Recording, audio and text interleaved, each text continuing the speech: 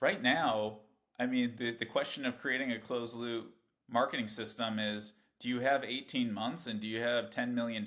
I think that's what it takes to create a closed loop marketing system. If you look at, if you're a marketer and you've worked at any company, think about how your company actually solved this. They bought 10 different platforms to have one, you got a database, two, you got all your channel campaign systems, three, you have a BI tool, four, you have an ETL tool trying to move the data around, and five, you pay an analytics team to actually sit in between each step and manually move the data between all of these different platforms. So from your audience targeting into each campaign system, all the marketing interaction data out of your campaign systems like HubSpot back into your database, then trying to model your purchase data to actually map it up between the three, then putting it in a BI dashboard in Looker or Power BI or Tableau to show the marketing team.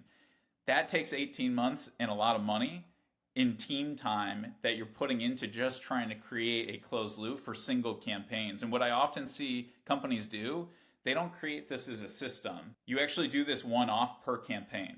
You literally have full time employees manually guiding each step of the way to try to create this, put it in a slide deck, present it, and then you do the same thing over again.